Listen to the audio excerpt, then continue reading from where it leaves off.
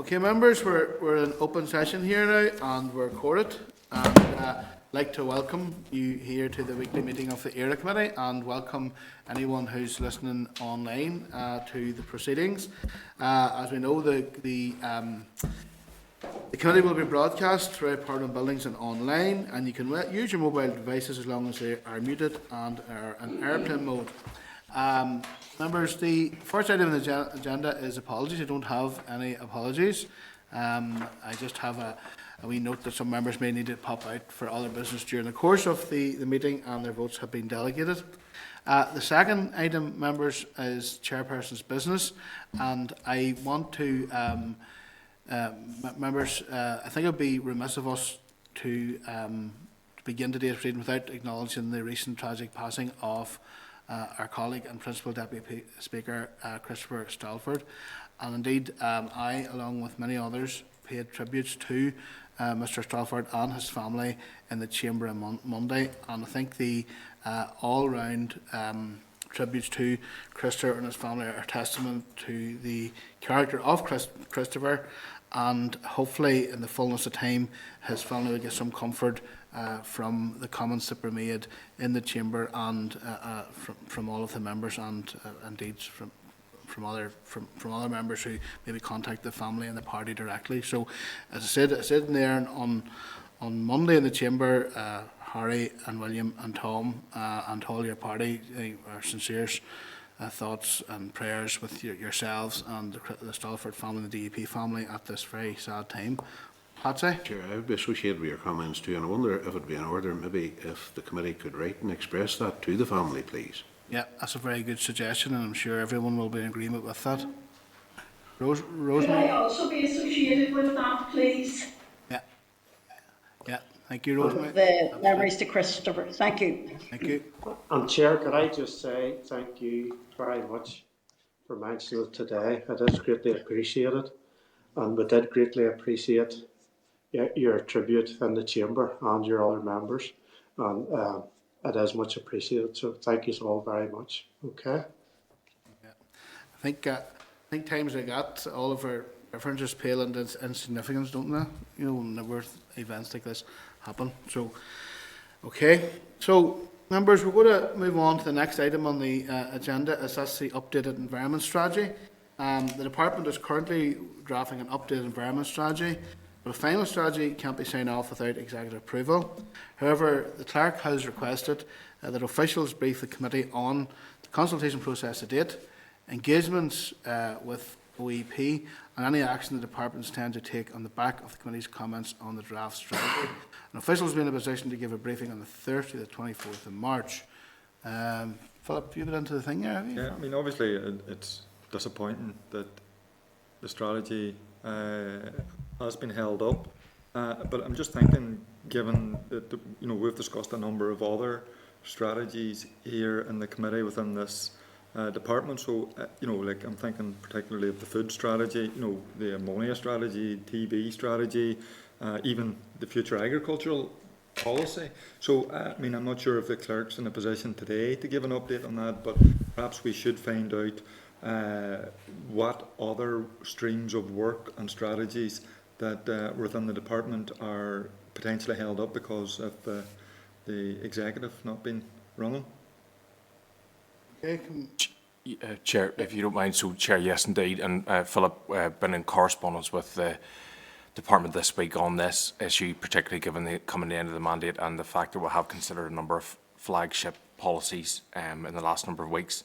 So as it stands, what has been organised and what is being proposed is that before the end of the mandate, we will hear an oral briefing on the consultation outcomes of the future agricultural policy framework, which will include the consideration of the committee's position paper on that, and that is scheduled tentatively for the 10th of March.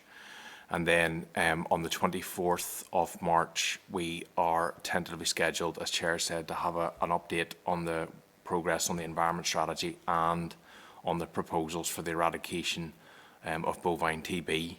So that is what we have been promised, and the department is working towards providing officials and papers for before the end of the mandate.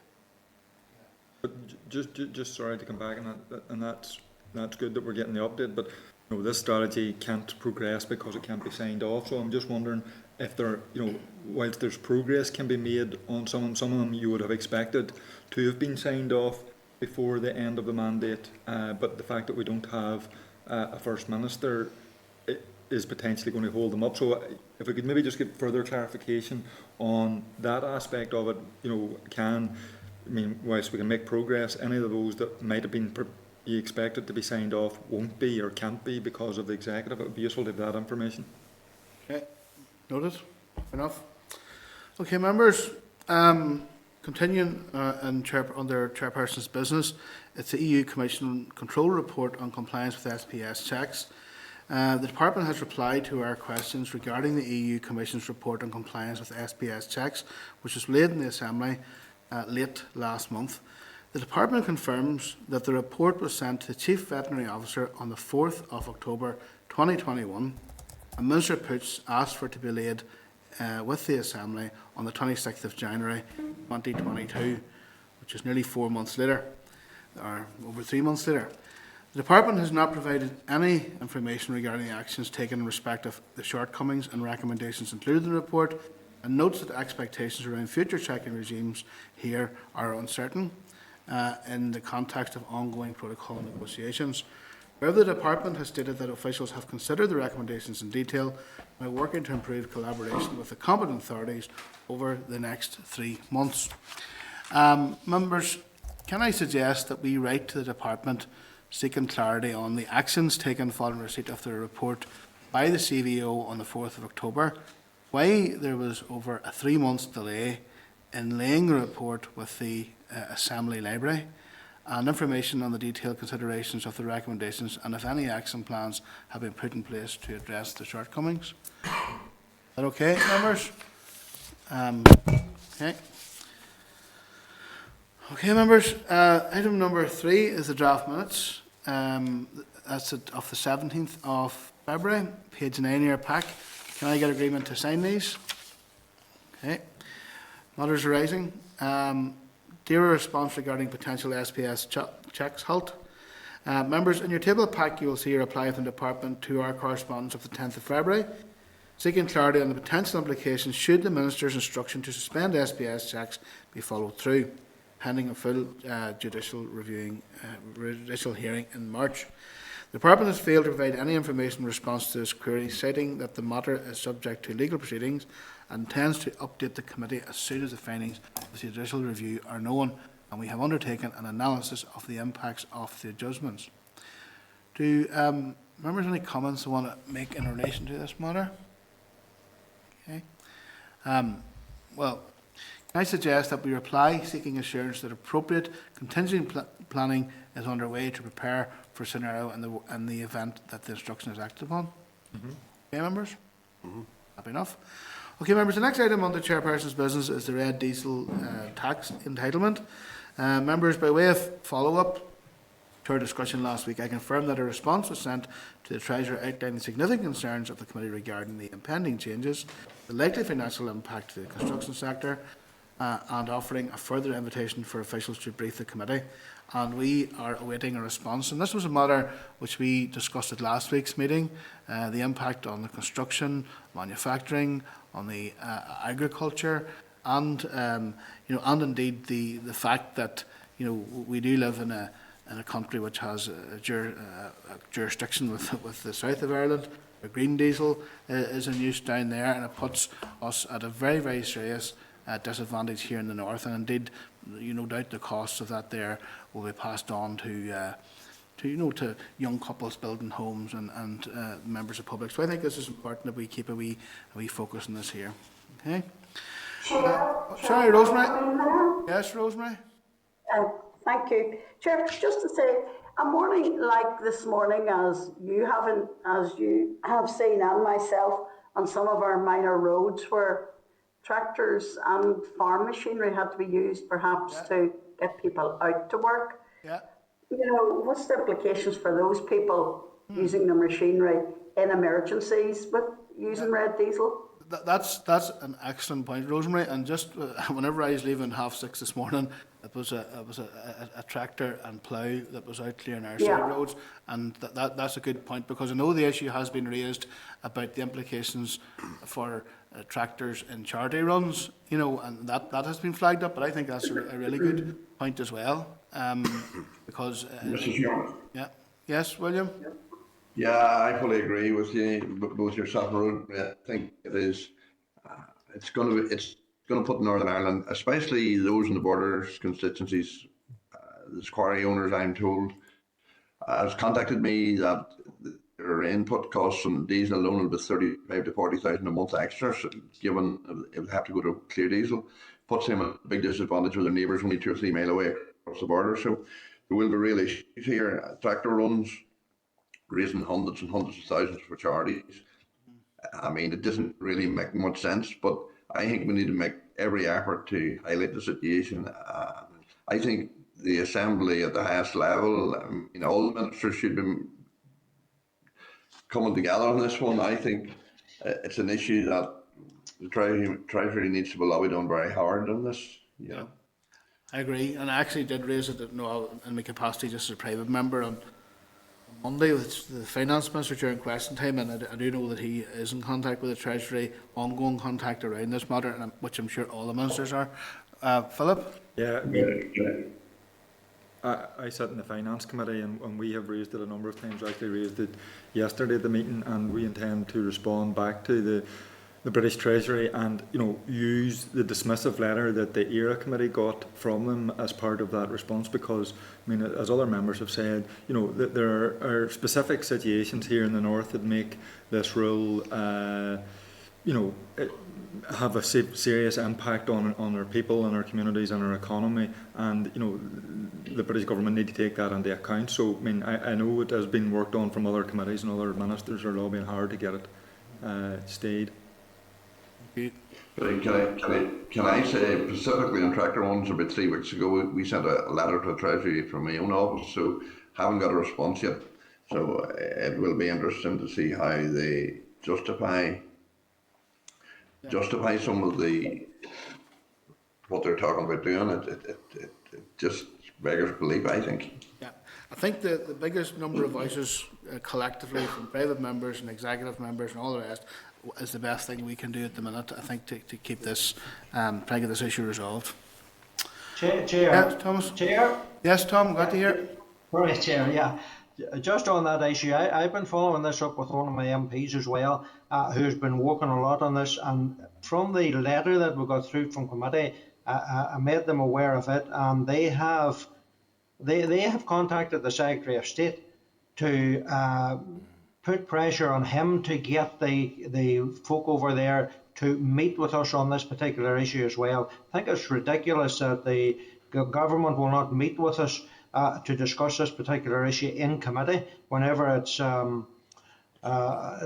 causing such a huge impact to our businesses here in Northern Ireland.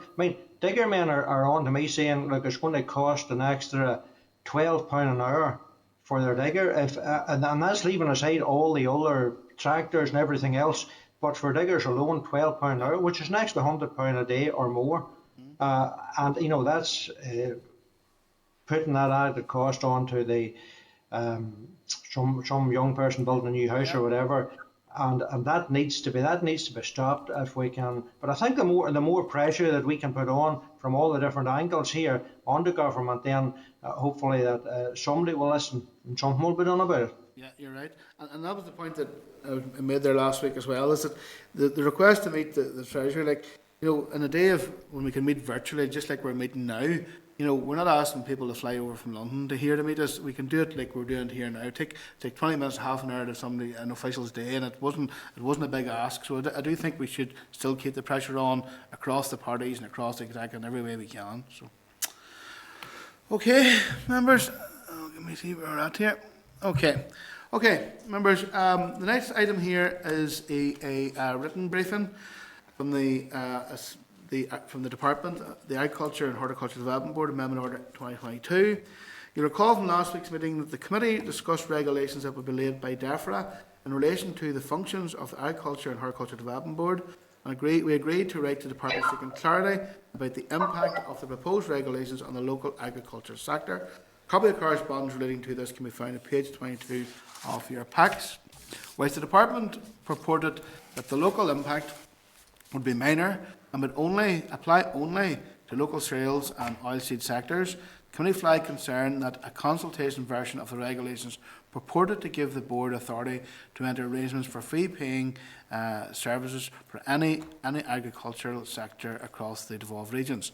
The committee has written to the department to seek an urgent response to the issue, and we have Nicola Connery from the Agri-Food Policy Branch with us today, providing an update and clarity on this matter. Nicola, you're very welcome, and I'd like to ask you to commence your briefing. Is Steve joined us here as well? And Steve, I see you here as well. So Nicola and Steve, you're very welcome, and I'd like to maybe ask you to give us a bit of a brief on this here, and then members will want to ask questions. Yes, thank you, and good morning, everyone. I hope everyone is well and indeed warm on this very wintry morning. Thank you for the introduction, Chair. I'm Nicola Connery, Head of Agri-Food Policy Branch 1 in Darragh Food and Farming Group. And yes, I also have with me this morning Steve Boyd, who is from our legislative branch. So I'd like to thank you for giving us the opportunity to attend today to provide this oral briefing on the draft UK-wide statutory instrument, which would amend the Agriculture and Horticulture Development Board Order 2008.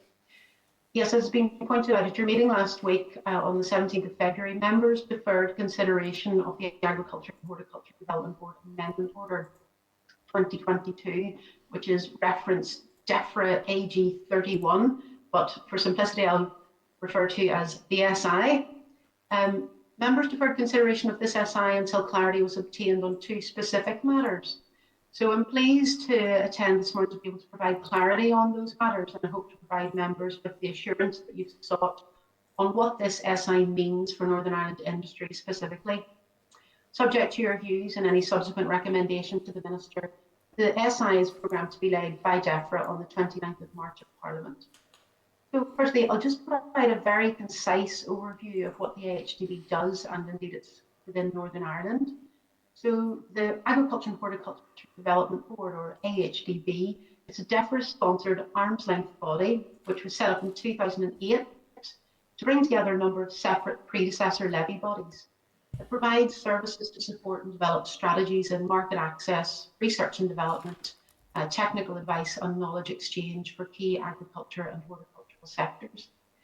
These services are funded by levies which are collected from farmers, growers and others within the supply chains of these sectors. Its functions encompass meat and livestock, so that's cattle, sheep and pigs in England, horticulture, milk and potatoes in Britain, and cereals and oilseeds in the UK. So in other words, only the cereals and oilseeds sectoral levy is applied in Northern Ireland. Under the provisions of the 2008 order, if 5% or more of levy payers within a given sector requests it, the AHDB must ballot all members as to whether or not they want the levy to continue. Following such a ballot of levy payers in the horticulture and potato sectors in 2021, ministers committed to ending the levies on those sectors to respect the outcome of that ballot. Now, to do this would require amendments to the 2008 order. So DEFRA, with the approval of the UK ministers, took forward a UK-wide consultation on this change, as well as a small number of additional changes relating to the functions and the governance of the AHDB. None of the changes being made relate specifically to the cereals and oilseeds levy, which I've said is the only levy that applies in Northern Ireland. The consultation period ended on the 10th of January, and after consideration of the responses, the SI will amend the 2008 order to bring forward 3 changes. So in short, the draft SI, which the committee has been asked to consider, would do the following 3 things.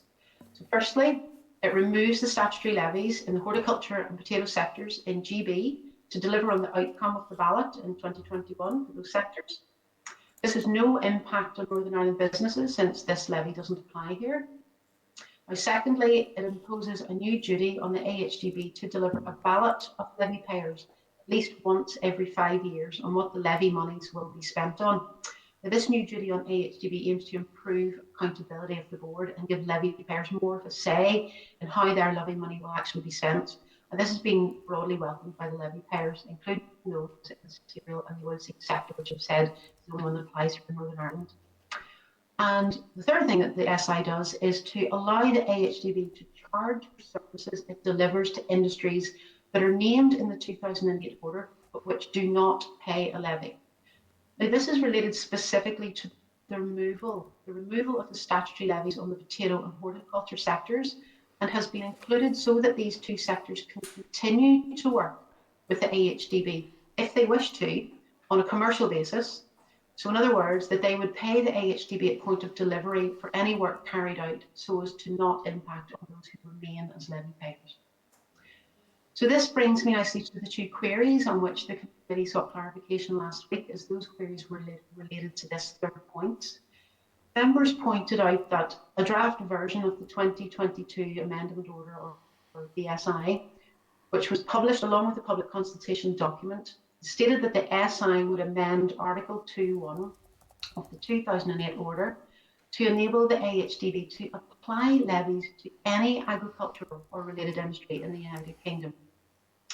Members expressed a concern that as a result of this wording, that the AHDB could theoretically apply charges to all local agricultural sectors. And secondly, members asked if the department could clarify exactly what powers the AHDB will have in respect of making levies to agricultural industries in Northern Ireland under this SI, and that it would also be helpful if the department would outline what the process is for the AHDB to enact levies on new industries and any associated safeguard. So I'll just take each of those two queries in turn. So firstly, relating to the committee's concern that levies could be applied to this subparagraph G, that is any agricultural or related industry in the United Kingdom. The intent of this provision was to allow any agricultural or related industry to work with the AHDB on a voluntary or commercial basis. The 2008 order is drafted so that Article 2.1 lays out the scope of the AHDB, that's what sectors are within the scope, indicating which sectors it may work with, and the sectors subject to a levy as detailed in Article 6.1. While the scope of the AHDB was proposed to be extended to include all agricultural industries by the introduction of subparagraph G to Article 2.1, the proposed changes to Article 6.1 were to ensure that this new provision was excluded from being subject to levy. However, I am happy to provide assurance to the committee that this provision that the committee has raised a concern about will not be included in the final SI which would be laid. The wording related to a provision which was considered as part of the consultation process, but it received mixed views from those who responded. So although some were in favour, those who were not in favour voiced concerns that to extend the scope of the AHDB to any other agricultural industry could stretch AHDB's resources and potentially conflict with the work that AHDB carries out to support the levy payers. So just to reiterate, that proposed provision, which was highlighted by the committee, will not appear in the final SI. So just turning to the second query on which members sought clarification, and I've already touched on the answer to the second query. The committee raised a concern regarding what powers the AHDB will have in respect of applying levies to agricultural industries in Northern Ireland under the 2022 order of the SI, and asked if the department would outline what the process is for the AHDB to enact levies on new industries and any associated safeguards that would be required. Now, the short answer to this is that AHDB will not have any powers to impose levies on any agricultural sectors in Northern Ireland that aren't already paying a levy under the provisions of Article 6 and Article 2.1 of the 2008 order. The proposed provision that the committee raised a concern about that was included in that earlier draft SI would have given the AHDB powers to charge other industries that are not in the scope of the 2008 order, where those industries chose to work with them on a commercial or contractual basis, as opposed to applying a statutory levy on them, which is quite different. But as I've already confirmed, this provision will not be included in the SI. So the AHDB cannot carry out any work for, nor can they impose any charges, whether that's through a statutory levy or through a commercial arrangement, on any other industries other than those that are named in Article 2.1 of the 2008 order, which is not being amended by this SI. And so to give the committee some further and final reassurance regarding any potential impact on any other industry in Northern Ireland, if indeed it is considered at a later date that it would be beneficial to other industries to come within with the AHDB, whether as a levy payer or simply on a voluntary or commercial basis, the AHDB cannot do this without further legislation being brought forward. So this would require comprehensive consideration of the implications and any necessary safeguards, including further public consultation and the necessary consents from the four administrations, as well as parliamentary scrutiny via the draft affirmative procedure.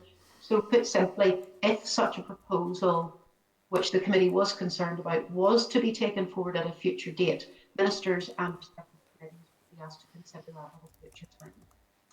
Now, I do appreciate that the committee has not had sight of the revised SI. However, I do expect it to be published week commencing the 7th of March, and I'll be happy to share this with the committee as soon as it's published. And I can also share the laid version of the SI and the explanatory memorandum when they're laid in Parliament on the 29th of March, subject, of course, to consent. So I hope that this provides the clarity that members have requested. I'm happy to provide any further clarification if necessary, and in turn to relay any further comments or issues that members might have to the Minister as he considers whether to give Northern Ireland consent to this SI being made on a UK-wide basis. So thank you all very much for your time this morning in considering the SI, and I'm happy to take any questions that you might have. Thank you. Thank you, Nicola, and thank you for clarifying the issues that we raised. I suppose there's a couple of things that I wouldn't mind just getting clarity on. Can you tell me, if you have this information, how many levy payers there are in the north to this board? The cereals and oilseed sectors, I don't have the information to hand as to how many actually pay the levy in Northern Ireland. It's not a huge amount of the overall percentage of what the AHDB actually do, though. I mean, there's some £60 million in levy money collected, but I don't actually have the specific numbers on how many of the levy payers actually contribute in Northern Ireland. I'd be happy to provide that afterwards if it's helpful. And you know, would you have any indication of how the money is spent in terms of, the North's priorities for the horticulture industry? Yes, well, whenever the priorities are set, they're set on a 5-year basis, and one of the key issues with this is that the levy payers haven't actually been able to input to how those priorities are set. So the levy payers in Northern Ireland, along with the levy payers across the rest of the UK, don't actually get to input to how the decisions are made and what the priorities are for spending that money. One of the key changes that's being brought forward by this SI is to actually enable those levy payers, including the levy payers in the north, to input at least on a 5-year basis to how that money is actually spent. How the money is actually spent is set out within Schedule 1 of the 2008 order, which is obviously not being amended, and those things relate to services that AHDB carry out to support the sector for things like marketing and research into pest control and disease control, marketing standards and so on, things like that. And so see then in the department's correspondence, they indicated that the impact would be minor. What would be the minor? What do they mean by minor? What impacts would there be? Well, any of the changes that are being made, the only one that actually impacts the Northern Ireland sectors are this change to the ballot, the 5-year ballot, where levy payers are able to actually input to how that levy money will be spent. So this is seen as a positive change. The key changes that are being made here are to the potatoes and horticulture sector, and obviously that levy doesn't apply in Northern Ireland. So really the key impact on Northern Ireland industries at this stage is giving this positive change to give the cereals and oilseed sector a say at least every 5 years on how their levy money is actually spent. And I just want, just before I finish off then, you know, can you confirm that this levy won't apply to the red meat sector? The levy for no additional levies are being applied to any sector that aren't within scope of the 2008 order. So the levies that are applied at this point in time under the 2008 order, the levies that are applied are to the cattle, the sheep, and the pigs sectors. But that's in England only. Doesn't apply in Northern Ireland, and there is no provision within this SI to apply that levy to the red meat sector in Northern Ireland. As I've said, in order for that to happen, that would require further legislation to be brought forward at a future date.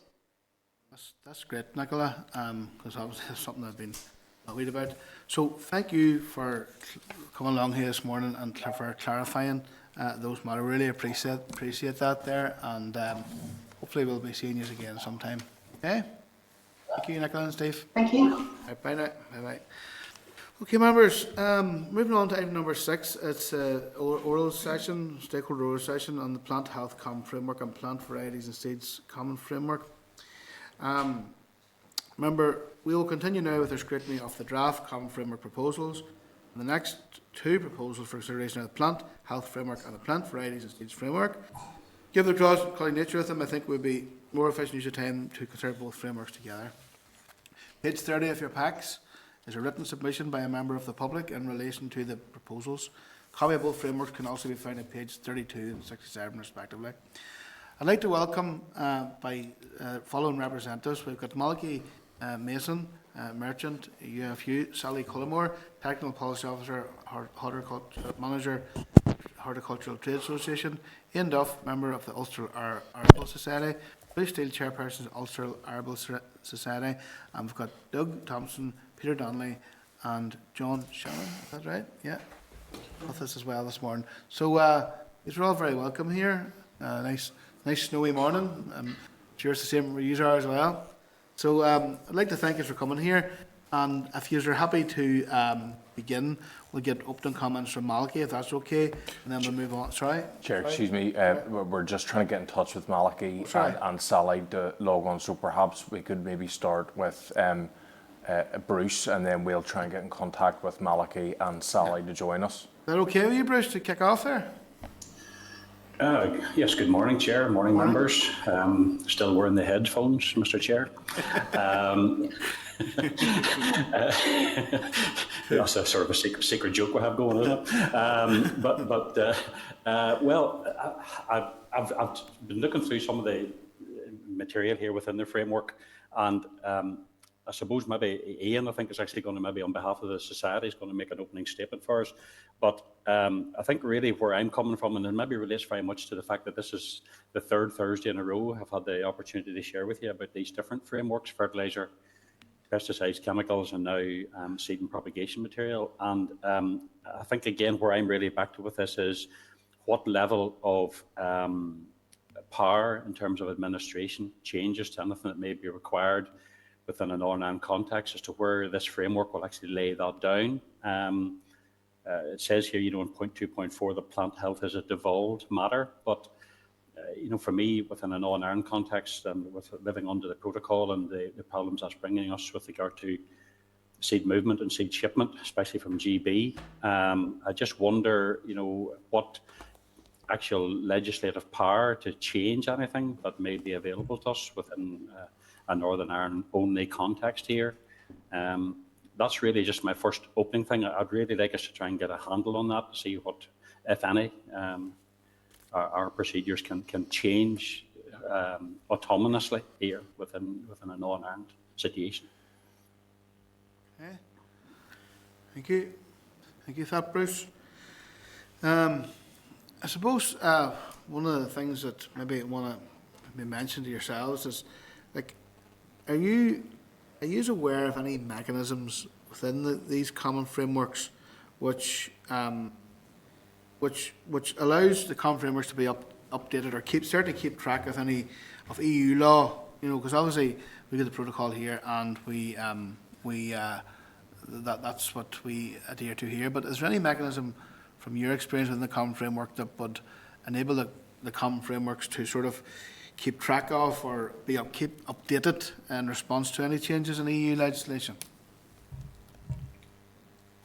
Personally, Mr. Chair, I'm not aware of any. There may be others who are, but I think we're very much, you know, even from a political point of view on this. Yeah. I referred last week back to the meeting we had with EU officials, actually on a farm outside Larne, 2.5 weeks ago. And at that point, with regard to movement of seeds specifically, I asked the officials, you know, why is there all this problem now with seed, which is coming from the same sources on the GB mainland that it has been for 30 years, comes through a full certification process.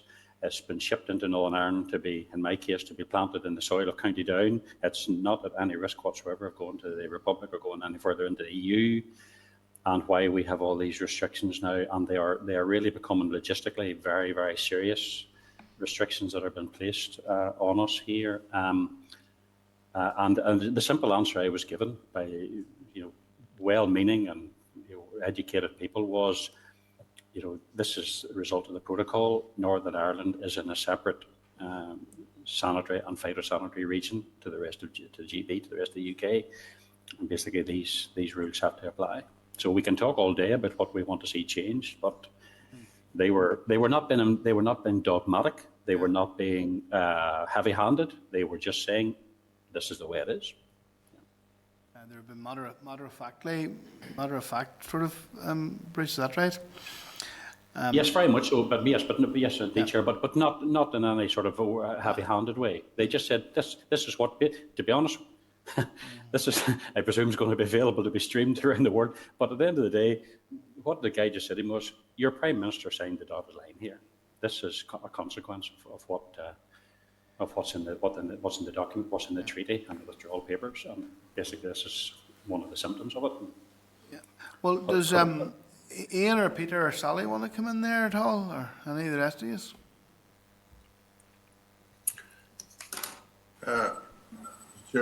Chair, can I just say a word or two just from my perspective? As you know, I was a member of the steering group that prepared a report on their sustainable agro production, and it's in that context I wanted to say a few words now.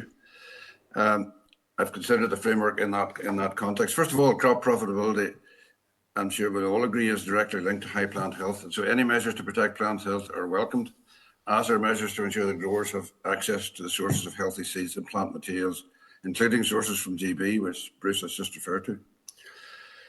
The framework has two very laudable ideas. It says it wants to have common set of plant health rules across GB and UK, while secondly, recognising the ability of policy divergence when technically justified.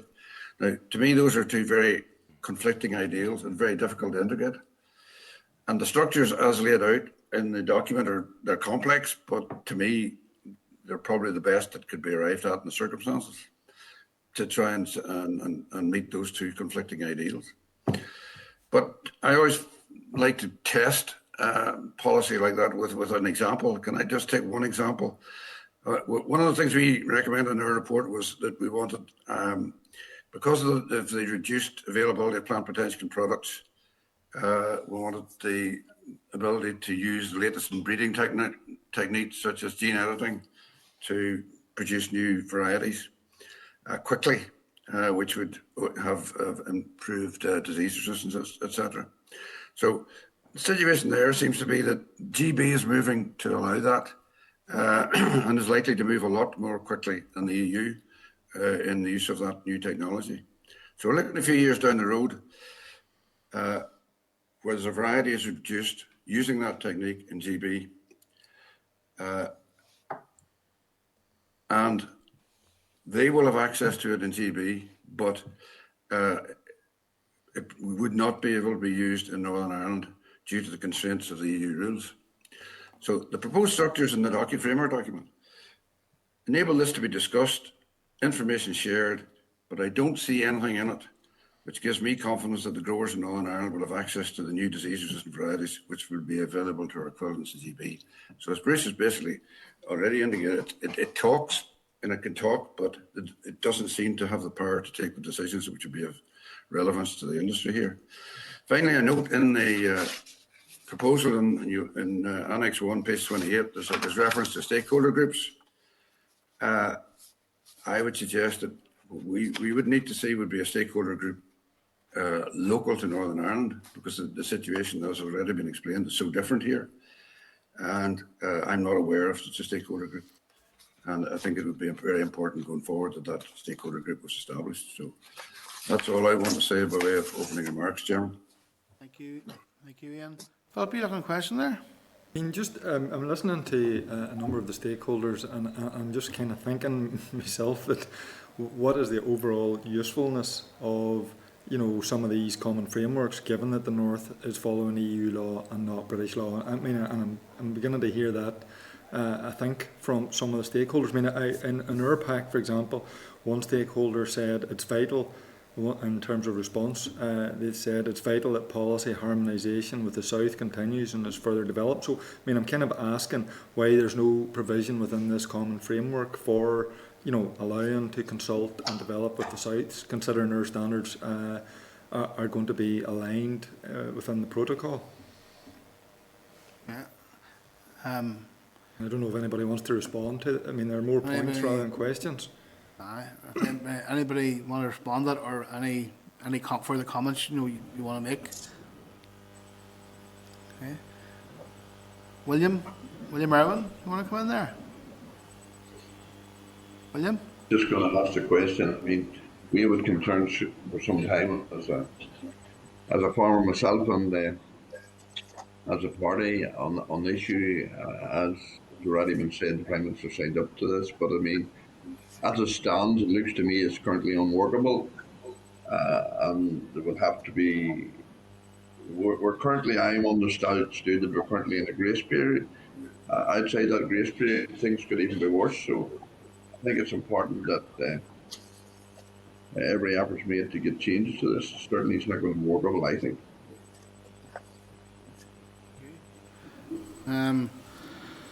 Does anyone else want to come in there? Sally, do you want to come in there? Sally?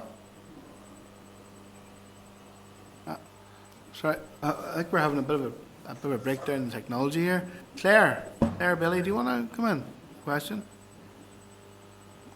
Thanks, Chair, and thanks everybody for being here again. It's good to hear from you. I'm just, you're pointing out the obvious that the limited power, reach, and influence, I suppose, that we would have as an assembly on these at a higher level. But I'm wondering, just in terms of engagement with the department, with officials, with those who maybe have a more direct line of communication, how do you feel it could be strengthened? I know that the stakeholder engagement sessions could be there, setting up policy groups, but how do things work at the minute, and what could be done a wee bit more immediately, maybe to make that a bit easier for yourselves, or bring you in a wee bit more?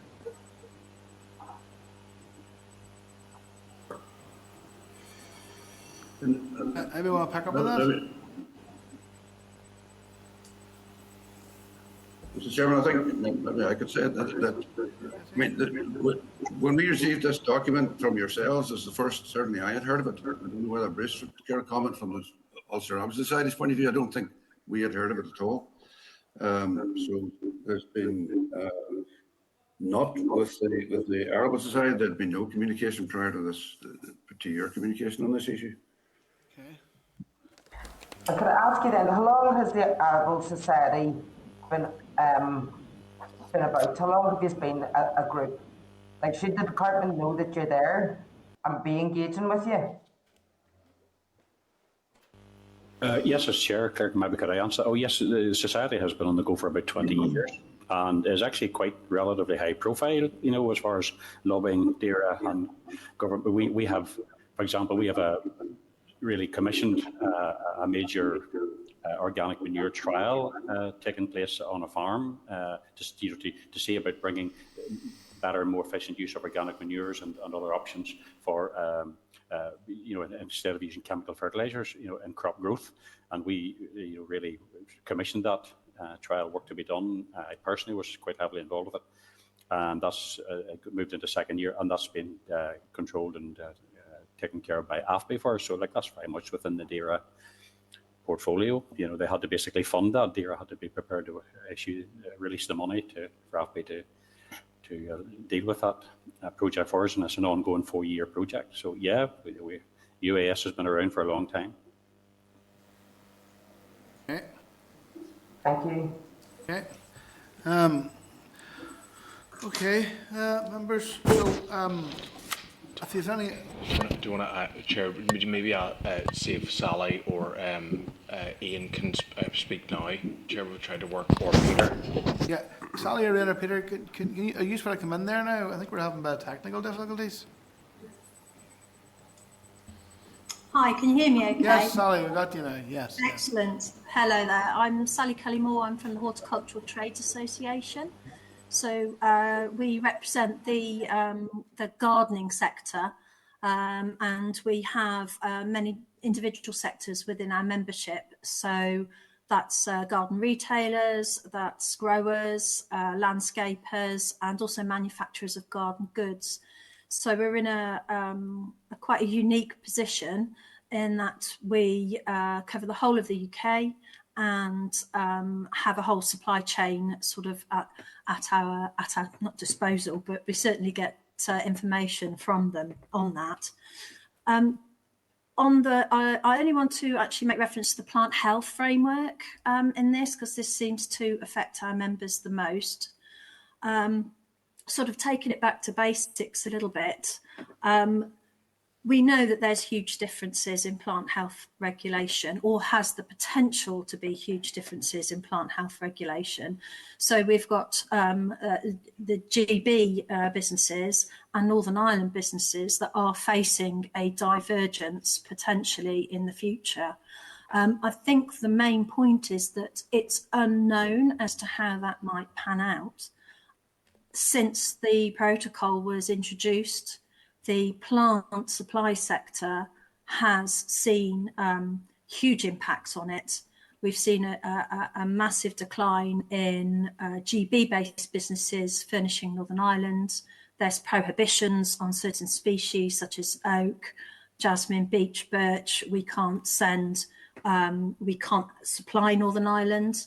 And people like John Shannon, who's also on this call, can't buy from GB businesses. There's traditional lines of supply that have changed. So rather than me going into the detail of what the issues are, I think the point is we've got a problem at the moment, and we can't see that this is presenting any opportunity to make it better.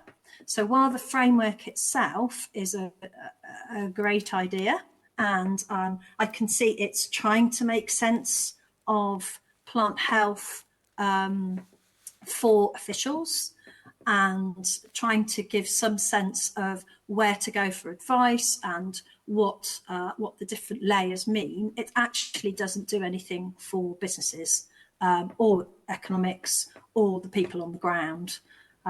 So I think that's where our position is at the moment, and we are very concerned as traders and providers of plants that it's actually just going to mean more restriction on businesses. So that's sort of an overall view of where we feel with it. Rosemary, do you want to come in there? Thank you. I was actually quite concerned, to listen to the Arable group speaking in relation to this framework, and that they have a group that's been around for 20 years or more, a very important group, that they still have not been consulted in relation to the framework, or haven't heard anything about it until we contacted them. Surely there's a big breakdown in communications somewhere between DAERA and the stakeholders. Bruce or Ian, do you want to pick up on that, or what is your response to that? Well, yes, thank you, Chair. Can I just say, Rosemary, that's right. And I think I'm not speaking out of turn when I also say, and I'm sorry for getting an echo. I think I can hear an echo on my headphones here. But the other thing too is that I believe when the day we had our meeting with the EU officials up at Larne 2 weeks past on Tuesday, I mentioned it to the Chief Executive of the Ulster Farmers Union that we were meeting that same week. To the first one we've done 3 weeks ago was the fertiliser framework one, and the Chief Executive looked at me completely blank, hadn't a clue what I was talking about. That's the Ulster Farmers Union. And it's the same with these ongoing one. This is now our third in a week. These papers are certainly being produced and coming forward for consultation here. But I don't know who's been given the opportunity to consult, to be honest with you. Chair, is that something that we as a committee could look into? Absolutely. It seems like a serious breakdown in communication, from what I can see. Patsy, you want to pick up there? Just picking up on that, Chair, from what I'm hearing is well, there seems to be a void of some description there, but there are 2 bodies mentioned here, and I wanted to find out from yourselves, please, what connectivity or participation or communication even there has been. That's the National Lists and Seeds Committee and the Plant Varieties and Seeds Committee. They seem to be pretty, well, they're mentioned here as pretty pivotal in the common framework and have policy officials in that. Well, first of all, well, you obviously know of them, but has there been any connectivity or participation with them? Again, if you want me to come back on that one, my personal experience would be absolutely none whatsoever. My experience, I would come probably through DERA, but they wouldn't come direct to the society at the minute. So we've identified a major problem here then, Chair. So I don't know in terms of the connectivity with this committee and DEFRA or these respective subcommittees. And it seems there's the Plant Varieties Rules Office. Are you aware of them, or where do they slot into this as well? No?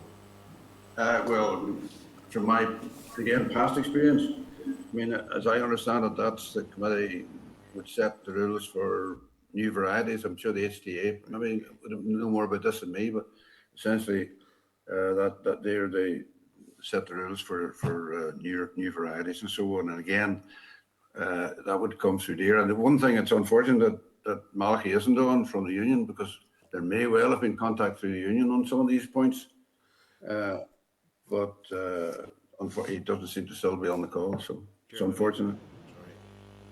Sorry, maybe somebody else wanted to say anything there. No, go ahead, Patsy, nobody else. So if I could make a suggestion then that we establish where either through DEFRA or if there's a direct line of comes with these 2 bodies, the National List and Seeds Committee, Plant Varieties and Seeds Committee, to make sure that the people who are experiencing difficulties here, that whatever difficulties there are, this seems to be the, if you like, the body or the bodies for highlighting these issues. And if they're not aware of what the issues are, then there is an even bigger problem.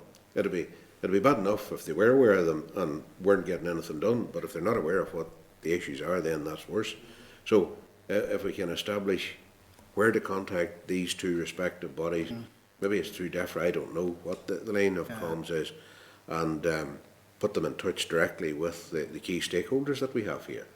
I think that I think there's a massive communication issue. Because I see on the DERA also has noted that in relation to plants and varieties and seeds common framework, that there's no response to the consultation, and only 1 response was received from across the whole of the UK for this consultation. So you have to beg the question, like, how well, what effort was spent advertising the consultation and putting it out there? If if that's such a poor response, and the sector doesn't know about it. So I think there's a big piece of work to be done there. Aye.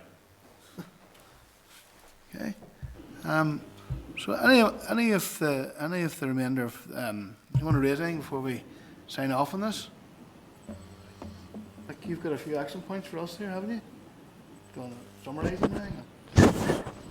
Chair, yes, I suppose it's the primary issue that appears to be coming forth as a concern about the lack of engagement with local stakeholders on the local issues, and the committee certainly seems to be expressing a desire to highlight that within its scrutiny of the common framework and seeking clarity from DAERA as to how it will include I'm just seeing, Chair, excuse me, I'm seeing both John and Peter seem to be indicating that they would like to speak. They're waving. Sorry, John and Peter, sorry about that. Who wants to go first? Can I go first? Yes, John, go ahead. Can everyone hear me okay? 100%. Right. I have a garden centre down in Larne. I've been trading for over 40 years. I'm also a member of the HTA Horticultural Trades Association. I have experienced quite a few difficulties bringing plants in from GB, and prior to Brexit, quite a lot of my plant material for Northern Ireland gardeners come in from the best nurseries, probably in the whole of UK, if not Europe, prior to Brexit, with no difficulty at all. Since Brexit, no haulier even wants to consider bringing plants in from GB.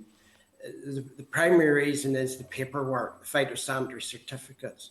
And I know of two cases, and I don't want to mention any names, where two garden centres had ordered plants in from English suppliers, but they were held up for so long at the port of entry. The time they arrived at those two garden centres, they were totally unsaleable. So that was a great deal of loss to the nursery and Northern Ireland consumers and the garden centres.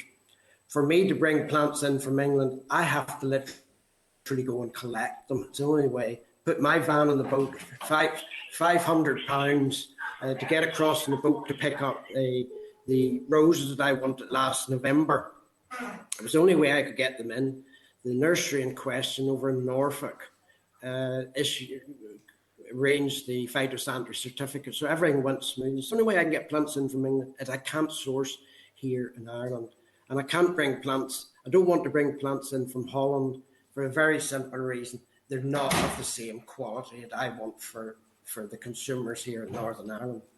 Another area is already mentioned seed potatoes. Now, on a very small scale, Northern Ireland gardeners like to grow their own potatoes, or as we call them, some part of the world, the prittas or spuds. But they're very, very popular. Now, this is going to tell you something that's totally ludicrous. We couldn't get seed potatoes in from GB, and the two best regions for growing seed potatoes in Scotland, 20 miles away from me here in Larne, or Northern Ireland.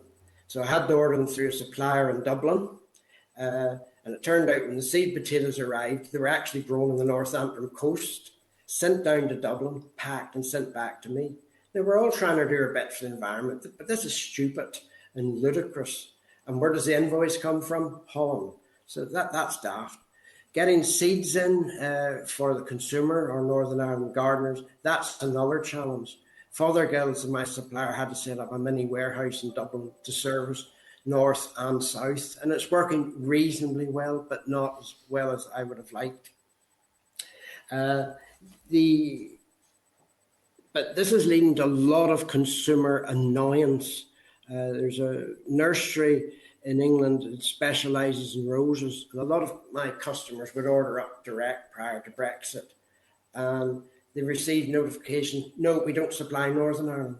We're being left out. We're second-class citizens here, and that really upsets Northern Ireland consumers. And Northern Ireland consumers are having to pay more for plants because of the extra bureaucracy and hassle, and it really has caused a lot of problems.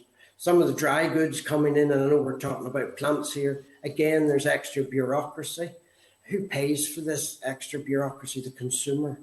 And the consumer has been hit really hard at the moment on all areas, fuel, food, and everything else. And they're having to pay more for plant material. And I want to get the very best plant material that I possibly can get for my customers. Now, another area that I struggled to get plants last year was clematis or clematis. Some of you may be familiar with them. I could not get a good range of clematis last year from any local suppliers. And I like to buy local. But so I'm 2 weeks' time, I have to go to England and pick them up myself. It's the only way I can get decent clematis. Now, I can buy plants from down south with no problem at all, no additional paperwork, and I can buy local, no problem. But getting in from UK mainland GB is very challenging, very difficult, and very bureaucratic. And there should be no need for this, because all plants throughout Europe have a plant passport number. So if a plant comes into me and the plant inspector comes in and finds an issue, it can be very easily tracked back to the country of origin and the nursery of origin. So this extra bureaucracy is a nonsense. It's not necessary. It's not needed. Plants from GB to Northern Ireland are perfectly good, excellent quality prior to Brexit, and all of a sudden they're not. They've been shunned. And GB growers have been left out. And I like to buy UK grown plants for UK gardeners here in Northern Ireland. I think, I'm sorry I've gone on a bit, but I have a bit of a rant, and I feel I'm speaking for Northern Ireland consumers as well as Northern Ireland gardeners. And I think the committee needs to take this on board and make sure the relevant authorities, it's not only affecting big growers, farmers, but it's also affecting the small consumer. And with budgetary restraints on the people's purses and wallets this year, more people will be growing their own vegetables. So it's more important than ever that I can supply seed potatoes and onion sets, shallots, and seeds for that matter. In fact, getting commercial seeds in, the only way I could get them was they were delivered to the rose supplier in Norfolk, and then I was able to pick them up along with my roses. So I'm extremely frustrated and annoyed, and I hope that our elected representatives can put as much pressure as possible on our national government as well as the EU to sort these issues out. Because anything that comes from GB to Northern Ireland stays in Northern Ireland. There should be no problems, whether it's dry goods or plants. I've had my rant, and hopefully if anyone has any questions, I would be happy to answer. Well, John, we appreciate listening to your rant. We don't feel it's a rant at all, but we can hear your frustration, and I'm glad you've taken the opportunity to raise it at this platform. William, you indicate you want to speak here? I have every sympathy with John and those like him. It seems absolutely ridiculous, and I mean, there has to be a way it's found to deal with this.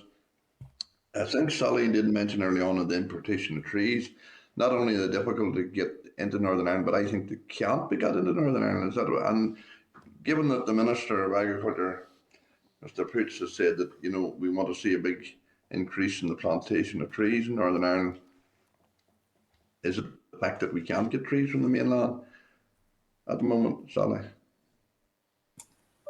Yes, that's true. There are many species of trees that are prohibited for, and I use the term export lightly, into the EU plant health area. So no, unfortunately, you wouldn't be able to buy in Northern Ireland a GB grown oak, beech, birch, or there's a list of about 25 different commonly traded species.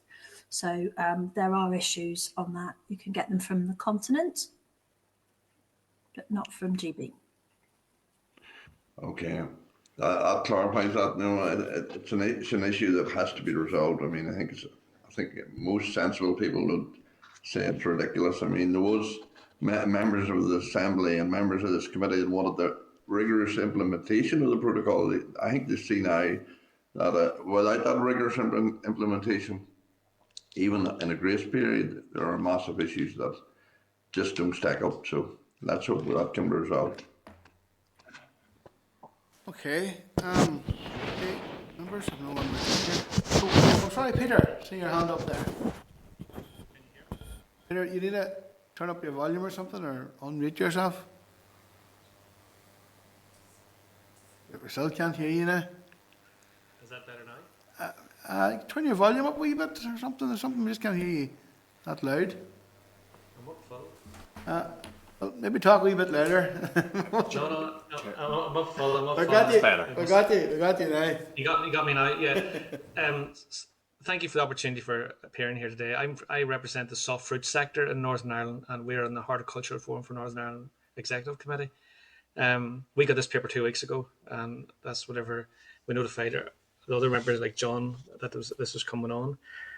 We are finding extreme difficulty, in fact near impossible, to bring in plant rootstock, either be soft fruit propagated plants from licensed propagators, or canes, or for blackberries or raspberries.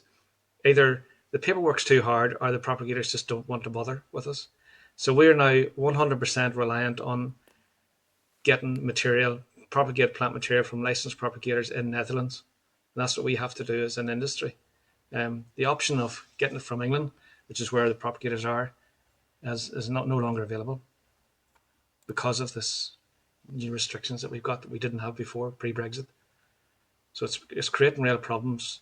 We just don't have the option anymore. We're all reliant on one area, and that's Netherlands for our material. So any help in bringing it back to what it was and making it workable for our farms would be more than appreciated. You, Peter. Claire, do you want to pick up on that there, or any of it? Yeah, just a bit of a comment, I suppose, maybe moving from the common framework. So I just want to ask is just it's on the back of Peter's comments there about the soft food sector and soft fruits as well. But I wonder, have you had a look or have you seen yet the report that has been commissioned by the department from Peter Kendall on the future of the sector, and where he's identifying, the huge opportunity potential for growth within, I would imagine, all of your respective areas? You've gone again, Peter. Can't hear you. Yeah. I think Sally has her hand up there, has she? Sally? Yeah, we are aware of the, yes, I did, thank you. We are aware of that report that says that the horticulture sector, there are ambitions to grow it quite significantly. There are too many barriers for certainly the ornamental side to actually grow that sector in the ambitions that are stated. We haven't done a proper impact assessment on that, so we don't have data at the moment to back that up, but it's going to be part of our evidence gathering this year as to what the actual barriers are and how far we can get in growing horticulture in Northern Ireland. To hear, I think that would be really important for the committee to continue working with you on, and any engagement that you want to have. I think that we should be, really working with you to see how we can help each other in that one. Be great. Thank you. Absolutely. Okay, Rosemary. Yeah, thank you. I'm very disappointed, sort of, to learn that the soft fruit growers also have the same problems now as those farmers that were importing the seed potatoes, etc. Is there any possibility, and I asked this to the soft fruit growers, any possibility of a propagation centre being set up here in Northern Ireland to overcome this problem of bringing in from England and Great Britain into Northern Ireland? Yes, there would be, but it's another industry. Yes. Yeah, it would be brilliant, but it's all licensed propagation, so it's all underdone. There's a lot to it. Yeah, well, this is why I'm asking. I'm ignorant of what's entailed, and that's why I'm asking. So there is that possibility, but you say it's quite long-tailed and you've very detailed. It's not. The people that do this type, we grow the fruit, and we are very good at that. The propagation is now. We used to propagate, but now the propagation has got into a specialist area, and we need to develop into that the way things are going. Yeah. But it's an area which, in time, and possibly with Kendall's report, we'd need to be looking at that in the future. But at this moment in time, the people that do propagate in England and Netherlands are definitely world leaders. Mm-hmm. Okay, thank you. Okay, okay. Members, we've had a good discussion there, and we've heard all your concerns and them all noted. And I want to thank you for taking the time out this morning. No doubt you're busy people, taking the time out to come here and highlight your concerns. And we feel very appreciative of that there, because we've learned a lot from what you are saying. And we will certainly be doing your best to fight your corner wherever we can. Okay? So thanks very much for coming this morning, and We hope to see you all again in the future, okay? Thank you. Take care now. Thank All you. the best now. Bye-bye now. Thanks for having us. Bye-bye now. Bye. Bye. See you soon, Sally. Okay, members, I'm going to move on then to the item number 7, written brief from DAERA, Fisheries and Seafood Delivery Programme. Page 190 in your pack. Update from the Department in respect to the Fisheries and Seafood Delivery Programme, which seeks to deliver major infrastructural development at our Ardglass, Kilkeel and Portavogie harbours. The main developments are: Department Finance has approved the strategic outline case for the projects. The Department can now progress with procuring integrated consultant teams to take forward environmental and technical studies for the Ardglass and Kilkeel projects, and the procurement exercise will be completed by the second half of the year. The Department considers that the Portavogie project could be delivered through future fisheries funding schemes. A copy of the indicative timeframe for delivery of the projects is on page 119 of your packs, with construction scheduled to commence in 2025. Members okay to note this? Okay. Okay, members. Item number 8 is a written briefing from DAERA, pleasure of those convicted of animal cruelty offences. Members, the Department has not provided the papers. They failed to provide papers in time for this briefing, so we'll have to defer it until another date. Okay. Members, item number 9 is a written briefing. It's from DAERA, update on the AFBI, QUB and Teagasc work on carbon sequestration. Page 270 of your packs is a written update by the Department in relation to AFBI, Queen's and Teagasc's work on soil carbon sequestration and greenhouse gas emissions. The briefing notes that recruitment of research posts for 2 of the projects is currently underway, and that collection data is underway to inform the European-wide initiative in respect of soil organic carbon sequestration potential. Members, are you okay if we get an oral briefing from the Department on this work? Because certainly this is crucial work, as we're now the consultation on the future agriculture policy has closed, and we're also looking at the climate change legislation, and I think this is a crucial piece of work. So, members, okay if we get an oral briefing in relation to this? Patsy, you want to pick up on something I've just been looking through some of this, and as we know, there's climate change legislation coming up, which is a developing package, if you like. But there are quite a lot of concerns, and I know I'm no scientist. I think if I could maybe add to that, we see there that AFBI, Queen's and Teagasc have been doing quite a lot of stuff, not only the carbon sequestration, but particularly around the methane and the issues around methane, the bioenergy measures that they're dealing with there. So could I make a suggestion? I'm the first to put my hands up and say I don't know enough about this stuff, and we're sort of expected in many instances to be experts on virtually everything.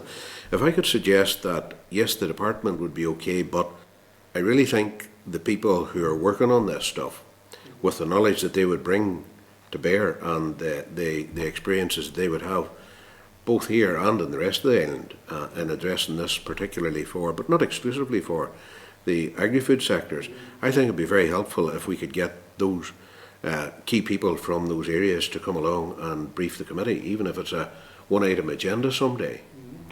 Yeah. Members okay with that there suggestion? Yeah. Yeah. And funny enough, just when you mentioned that, Patsy, I just seen yesterday where the EU Commission has approved, just yesterday, the marketing of an innovative feed additive. It could reduce methane emissions by as much as 35%. So that was a very exciting development that was actually announced just yesterday, I see. That's on the market now across the EU. So which was good news. So, Patsy's suggestion, okay? Okay. Sure. You've that. Philip? I mean, I was going to suggest something similar to Patsy, so I'm happy to support that. But, I mean, there's a number of reports indicated in our briefing. I think it would be useful maybe if we had got sight of those in advance. I'm just looking, there's one on land use emissions and sequestration. They delivered a report in end of 2020, the effects of reseeding and liming on soil and carbon stock. So, I mean, there's there's a number of reports identified and that, so as I say, over and above getting an oral briefing, I think it would be useful if we got sight of the reports as well in advance of the... The more detailed report in advance of that there. That'd be helpful, wouldn't it? Okay, members, I'm just keeping an eye in case anybody wants to speak because I'm watching the wee bit. Sorry, Claire. Just on that one, there's some of those reports I have found or been forwarded to me that I'm reading my way through, but just to be mindful that some of them are pretty big reports as well. So just to give members warning that if we're going to be looking at them all in one pack, that you might give yourself a wee bit of time to read through those. So it might be better if we could maybe get a briefing or just maybe raised to summarise them or something. I'm just putting it out as a suggestion. I'm reading through some of them and just very cognizant that if they all come in the 1 week, that's a lot of reading for people on top of everything that's going on. Yeah. Thank you for that advice, Claire. Thank you, Claire. Okay, members. Okay, the item number 10 is consultation on proposals for inshore vessel monitoring systems for fishing vessels under 12 metre overall length. The department hasn't provided briefing papers for this, so we'll have to defer it. Item number 11 is review of environmental powers of entry and draft code of practice. Page 2 on the 16-year packs are papers relating to the department's review of its environmental enforcement powers as required under the Environmental Better Regulation Act 2016. The vast majority of the department's powers will remain unchanged.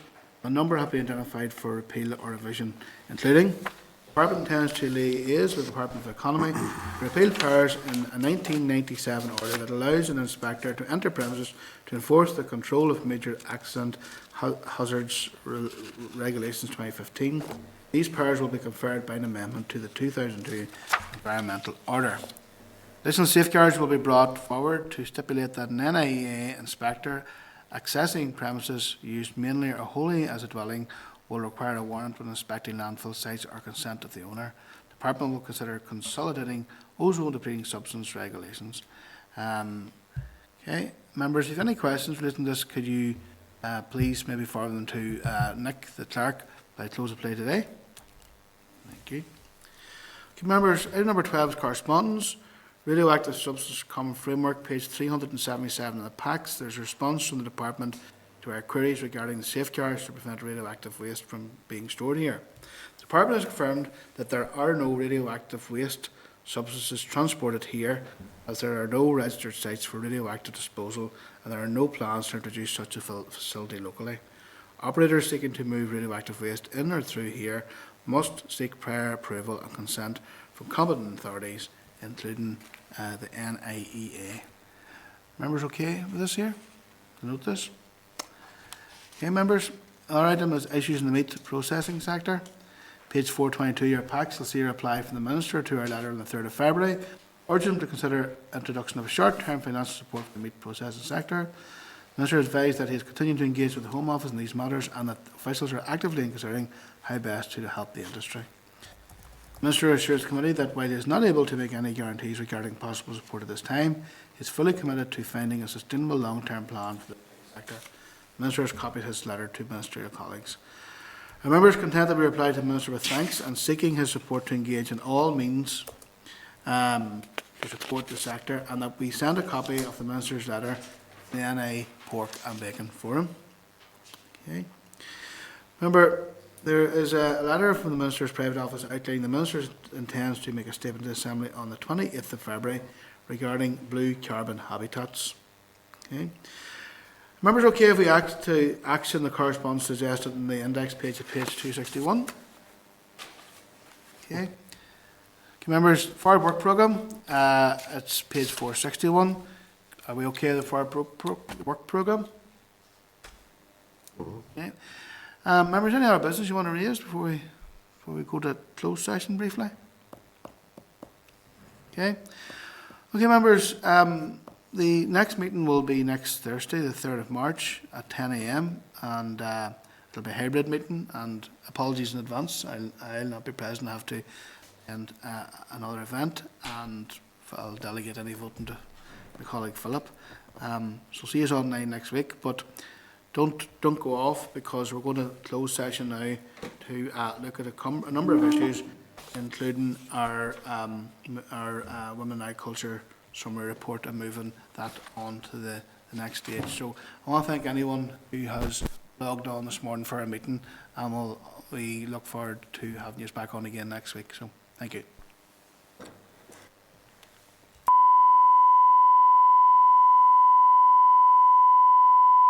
This is the Northern Ireland Assembly Committee Room 30. This is the Northern Ireland Assembly Committee Room 30.